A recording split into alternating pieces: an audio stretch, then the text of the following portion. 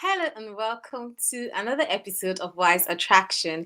I'm your host, Dr. Bibi Babs, and also the founder of Wise Attraction, which is a resource hub for building strong relationships. You're in the right place if you want to have a relationship that you enjoy, because on a week-to-week basis, we discuss different relationship topics. Today, we're going to be talking about can women have it all? This is more of a reflection on the appointment of Dr. Ngozi Okonjo-Iweala as the seventh Director General of the World Trade Organization. So history was made on the 15th of February, being this Monday just gone, when she was appointed as the seventh Director General of the World Trade Organization. And she said her priority will be to work with members of the World Trade Organization to quickly address the economic and health consequences that the COVID-19 pandemic has led to. And she's, in fact, like, I know right now we're focusing on her as the DG of the World Trade Organization, but there's more to her than that.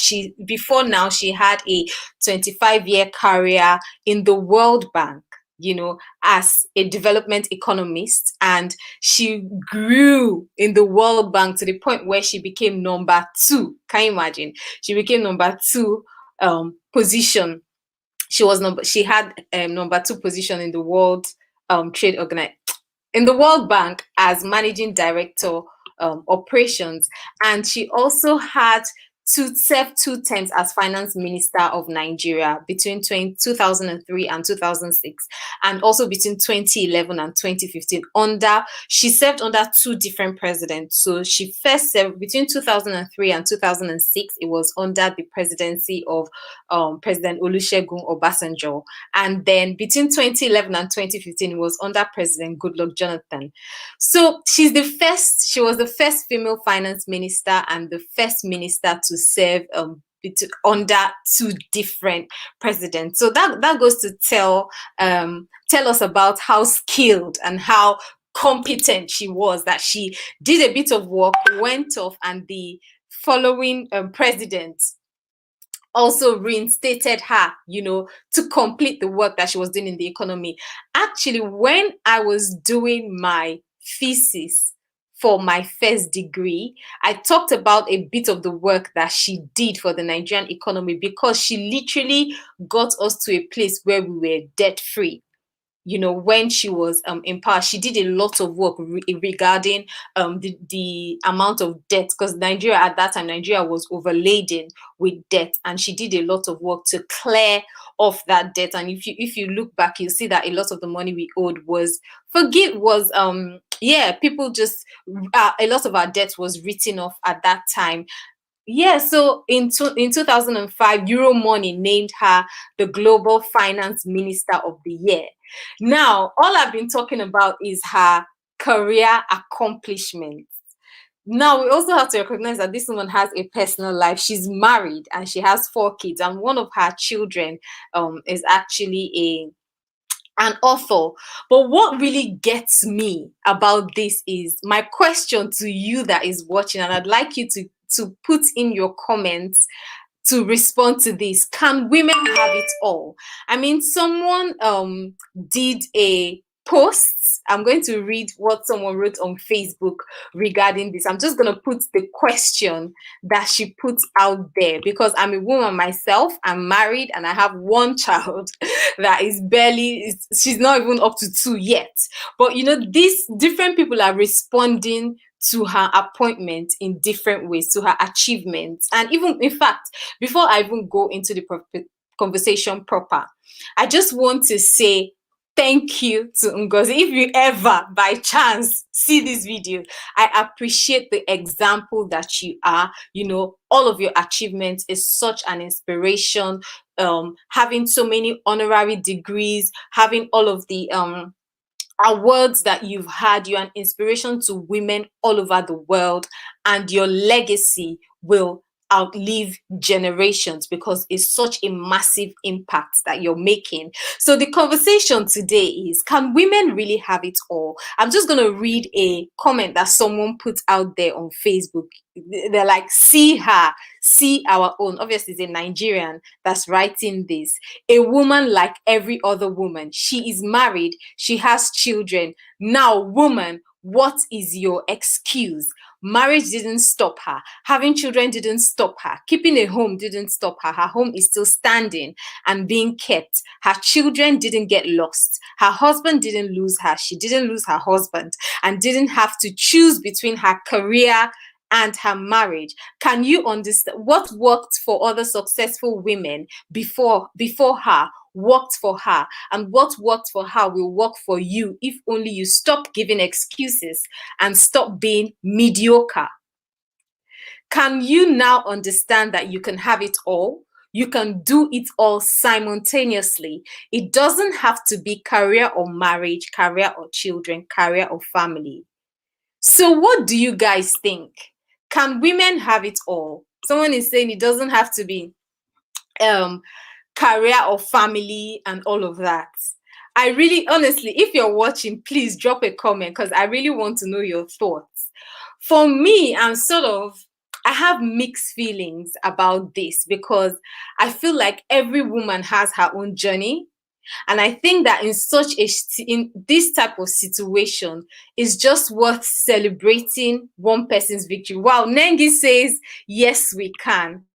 Okay, Nengi, tell us a bit more. When you say yes, we can, the question is how? Because it's similar to what you're saying, is sort of similar to what that person commented and said. So the big question is how. I'm sure a lot of women want these achievements. A lot of women want to be successful, they want to prosper, they want to grow in their career.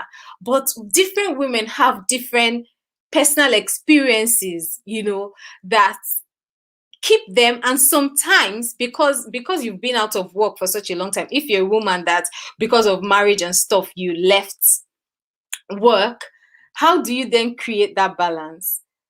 Okay, Nengi, I'm going to come. Nengi, please, you're going to tell us how to create this balance. So please just type your suggestions and your ideas, because a lot of women will be seeing her and they will be like, I really want to be like this woman. Do you understand? I want to achieve this. I'm driven. I have goals. I have ambitions, but I'm bogged down by family life. How do I create that balance?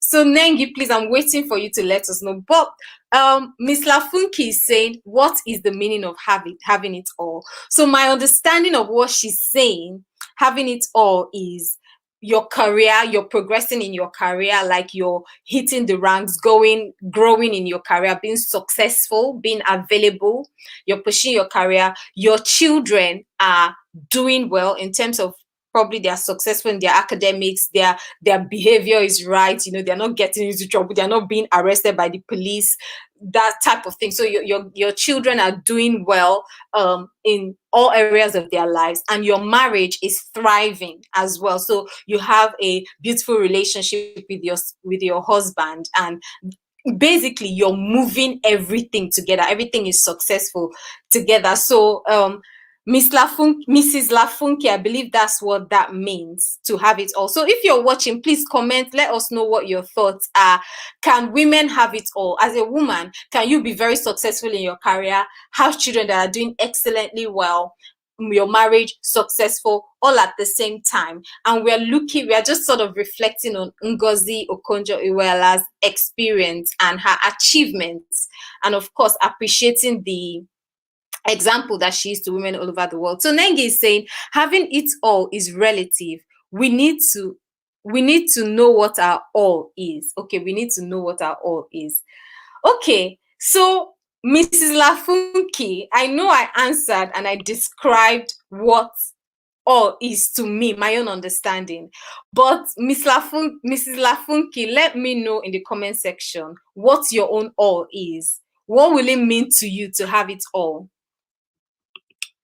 Okay, Nengi is saying balance to me means not neglecting the different areas of our lives: home, mental health, spiritual health, and career and goals. I really understand this because Now, for me, when I explained having it all, I talked about only career, children, and relationship with your husband, but that's just the surface of it. Like, I like what you're bringing out, Nengi. You're saying it's not just that, it's your life, your mental health, your spiritual health, your goals, of course, in addition to your home and your career. So there's much more to having it all. Personally, somehow I think that there's usually a trade-off. Like, if you're trying to grab all of these things and get things, I feel like there's a timing issue with it. And sometimes you might have to trade off certain aspects of your life for a period of time, and then of course you might then come back to pursuing it. But I feel like when people think of having it all, is mainly career. People are thinking being successful as at your career as a woman, and then also taking your home along, not losing your home. Because sometimes you have a situation where, in fact, I think I even saw a movie on this, where the man was complaining, you're always going to work, you're this, I'm feeling neglected at home, so it's like, as a woman, you're being pulled in different places. You have to work, you're going to work, you're taking care of your child, you have to also care for your husband and do all these things. And plus the things you're passionate about, and if you're serving in a ministry or you're serving in church, all of these things are pulling you in 10 different places. And there's that pressure to perform, because you don't want to be looked at, especially when you see other women doing things. You'll be like, Lord Jesus, I don't want to carry last. You want to do all of these things. But so the question is, how can we do it all? So Mrs. Lafunki is saying timing and setting priorities per time will help in having it all. Yes, definitely setting priorities per time. Priorities are so important, because sometimes you might find that you're in a season, as a woman, you're in a season where you can't really pursue certain aspects of your life. For instance, let's say you've just had a baby, your baby is young, you have to take care of your baby, and also it also depends on the type of care you want to give your child and the country you're living in. If you're living in a place where you have lots of family, lots of help, people that can chip in, it's easier to then delegate and pursue your career and other aspects of your life. But if you're living in a country where you need to be hands-on and you need to care for your child yourself, then you need to then consider, okay, when would I be ready to take my child to nursery? Who can I trust to take care of my children while I go to work? And then what am I trading off? For me personally, I'm just going to be real with you guys. My fear is, would I, at the end of the day, let's say 10 years down the line, I want to look at myself and be confident that what I did, I didn't lose my children. That's the biggest thing, because I feel like my children are my legacy, are part of my legacy. So I don't want to do anything that will sort of cause harm in that area. Of course, I know that I'm fallible, I have weakness and all of that. There are times when I'll do things that I will not always make the best decisions for my children, but I want to know that when me and my husband can, that we did the best that we could do. So whenever I'm having to choose or making a decision, that always comes to my mind. So as a woman watching this, what are your own thoughts? So Mrs. Lafunki is saying to have it all is for me to put my family first and to do things God wants me to do at every particular time without getting carried away with what others want for me or what I see online. This comment is so apt, because sometimes as women we get carried away. You see this woman is doing this, that woman is doing that, so many things are happening. For instance, as Ngozi has gotten this position, funny enough, a lot of women that are talking about women empowerment, we are also criticizing our fellow women instead of just celebrating her achievements and encouraging others to move ahead. We are using her as a yardstick for comparison and sort of making other women that are not there yet or having to make different type of sacrifices, putting them down. But I don't believe that should be the case. Nengi is saying very true. Ale is saying hi, Dr. B, and she's also saying like here in the US. Exactly, Nengi. In the US, I'm sure you'd have to do a lot of things yourself. So how do you balance childcare? Nengi, I'm going to ask you a bit of a personal question. If you're still watching, and if you're comfortable answering, answer. If you're not comfortable, you don't have to. My question to you is, how do you give yourself that, should I say, confidence that your children, wherever you have to, for instance, you might have to send your kids to nursery, you might have to have someone come in to take care of them, or whatever childcare arrangement you have, how do you have that confidence that your children will be fine? Because sometimes that's something I struggle with. I'm like, oh my gosh, like, is she gonna be okay? Is everything going to be fine? And of course, I need to be praying, I need to give everything to God, because at the end of the day, me being a Christian, I know that the entirety of my future and the future of my family is in God's hands. Like, literally, I am not in control. But sometimes the practical element of releasing that control to God can be challenging for me. Ale is saying, definitely, our kids are our legacy. Yes, our kids are definitely our legacy. And I agree with Mrs. Lafunke.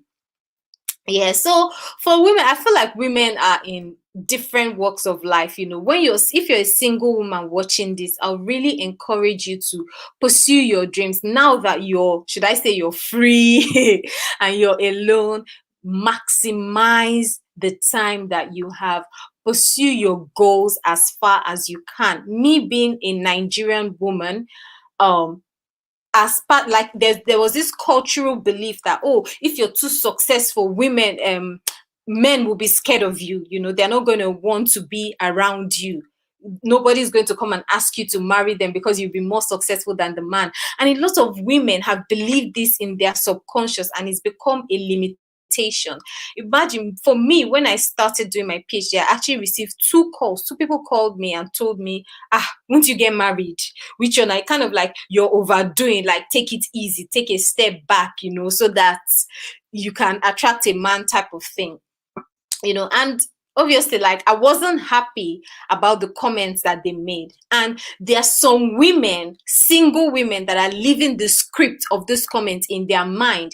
You're not pursuing your potential to the best of your ability because you're thinking that I want to get married. Let the desire to be married not be a hindrance to you achieving your potential, to you maximizing your gifts, because we're all going to be accountable for these gifts at the end of the day when we face judgment, and even before judgment. When you get older, when you now eventually get married and you start living your life and you start seeing the sort of sacrifices, the challenges to do with your time management, you then begin to ask yourself, why didn't I do all of this while I was single? What stops me while I was single? So if you're single watching this, I'm really encouraging you, single ladies, single women, pursue your dreams to the very end. Let nothing stop you from achieving, of course, being guided by God and as God directs you. Miss Lafunke is, okay, Neng is saying, LOL, I'm hovering, mama. I place cameras everywhere. Okay, so I see what's going on. Okay, that's good. Yeah, because you see, this is another thing. We really need to pay attention. Like, fine, you need to live your life, do what you need to do, but there's also the need for attention. So I'm liking what you're saying, and I'm definitely learning from this. Yeah. So having cameras, watching, paying attention, that's good.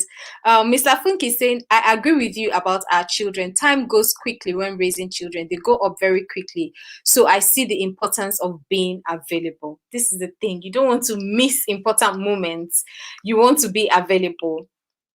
Neng is saying, but I make sure whoever is watching my kids has a program for the day for them. I have a book where they write what they went on during the day. Well, that is a lot of attention.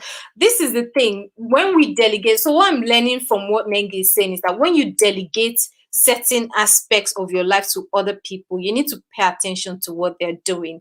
Find a way of monitoring, because when the more you can intervene in time. Certain things that happen to some of us when we're growing as some children is because intervention didn't come.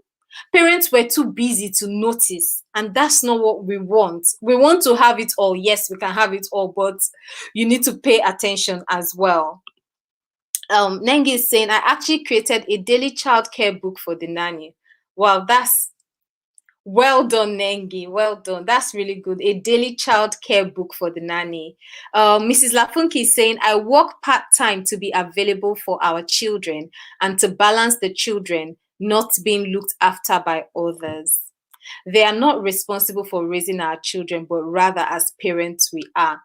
That's true. Like, I feel like just reading this, different mothers, different women, different fathers as well, because it's a joint effort. And for women to be successful, they need men as well. If you see any successful woman, any woman that has it all, most likely there is a man beside her.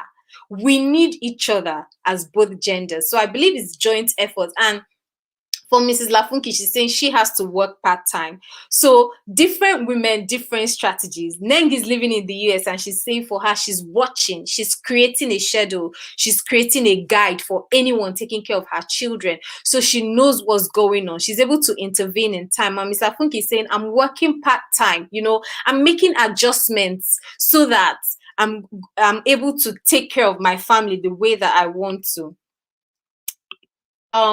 We call it communication. Oh, okay. So do you know, funny enough, Nengi and Mrs. Lafunki, this is the first time I'm hearing about this book. So he said it's called A Communication Bouquet in the UK. Okay. And Nengi is saying, oh yes. And Belle Ale is saying, true, I decided to go full-time on nights to be able to balance my home needs with my husband in looking after the kids. Are you seeing? Completely different experience. Ale had to go, she had to work nights. So imagine Ale now, she's up all day taking care of the kids while her husband is out there working. When he comes back in the evening, he takes over and she goes to work. So for some women, like when for Ngozi, Dr. Ngozi, we have to give her respect, please. Dr. Ngozi that has risen to this rank, there was a cost. It's not just, there was something that she needed to do. She needed to go through a process. She needed to make adjustments, her family, in order to get to where she is. And I thank you, Mrs. Lafunki, Nengi, and Ali for sharing how you are, should I say, striving to have it all. And when I say have it all, I'm not saying have it all as defined by society, but as you have determined what that all means to you and for your family. So thanks for sharing your stories. It's so inspiring. And for me, to be honest, I'm really just navigating this journey. I'm new into the journey and I'm navigating it. And also for me, I also want to be successful, but it's something that for women, if we're going to rise up the ranks, we need to be very intentional. Okay, so I'm going to ask you guys another question. This is for the men's side of things, because remember, like I mentioned, every successful woman having it all in terms of being married, maintaining your marriage, your kids being on point. When I say on point, I mean like they're behaving well, they're being successful. And also thirdly, having your successful marriage. What is the role of the man? If you're a guy watching this, I want you to please comment and let me know, how can men help their wives to be successful? And if you're a lady watching this, tell me, if you're a guy watching, tell me how you as a man can help your wife to be successful. And if you're a lady watching this, tell me how husbands can support their wives to, should I say, have it all. Because the thing is that for women, like, sometimes you just feel like when you don't achieve certain things, there's a sense of, should I say, judgment from society. When for a woman, that if you meet a woman now that she tells you, I'm a stay-at-home mom, how would you respond to that? What would you say to her? What would you think about her? For me, I feel like there's a certain judgment in society for women that say that they are stay at home. In fact, I was watching a movie some time ago with someone and they said that, and the person made a comment. The lady in the TV on TV was a stay at home mom, and the person I was watching the movie with said she's a liability to her husband. So I definitely see the point that person is making, because in this day and time you need double income. You actually need a double income household to thrive. But we also need to consider the woman's circumstance. And I believe that there's some women that feel like their calling is actually to be a housewife, to take care of their children. I've actually heard people say this, and I don't look down on those people, because you need to ask yourself, what I've realized in life, for me, I've had to make lots of trade-offs and lots of decisions. And one of the things that I consider when making a decision, obviously I pray and I ask God to guide, but one of the things I consider is, what am I trading off? What am I trading off with this decision I'm making? And would I be able to live with it 5 years down the line, 10 years down the line? So I'm going to go to some comments. Ale is saying, true, I decided to go full-time on nights to be able to balance the responsibilities. Ale is saying, exactly, I can say I have it all because I get to look after my kids and still have a career. Okay, Nengi is responding to my question about what husbands can do to support their wives, and she's saying encourage and affirm them. Thank you. Ale is saying they support their wives by being their greatest cheerleader and chipping in when there's a need. So guys, you really need to cheer your wife up. You need to encourage them, affirm them, and support as well. Do things.